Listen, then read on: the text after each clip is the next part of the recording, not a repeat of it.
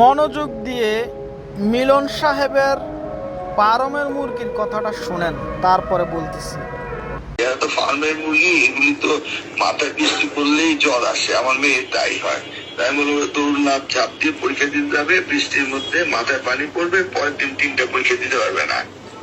মিলন সাহেব এটা বলতে চাইছে যে এখনকার বাচ্চারা পারমের মুরগির মতো, সামান্য বৃষ্টি হলে, সামান্য সমস্যা হলে জ্বর, কাশি, সর্দি কাশি, অসুস্থ হয়ে যায়। আমার মেয়ে এটাও এরকম।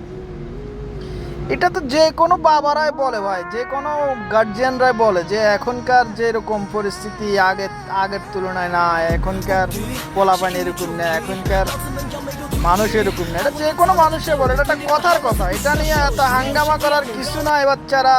বাচ্চারা লেখাপড়া করতে হবে, অটো পাস হবে না। আরেকটা কথা, আগে যেরকম মা বাবা ছেলে সন্তানকে শাসন করছে, শক্তভাবে কথা বলছে, গায়ে হাত তুলছে, বা আপন ভাই ছোট ভাইদেরকে শাসন করছে, গায়ে হাত তুলছে, অন্যায় করলে শাসাইছে। এখনকার জেনারেশনকে ভাই এটা করা যায় না, নিজের সন্তানকে করা যায় না।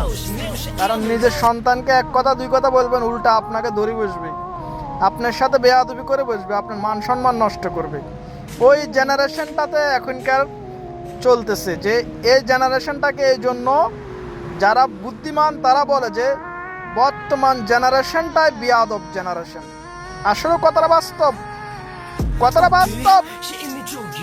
আপনারা যে এভাবে বলতে পারেন যে হ্যাঁ, যেখানে বৃষ্টি হচ্ছে সেখানে পরীক্ষা আমরা দিব না, আমরা বাসায় আন্দোলন করব, বা আমরা পরীক্ষা বয়কট করব।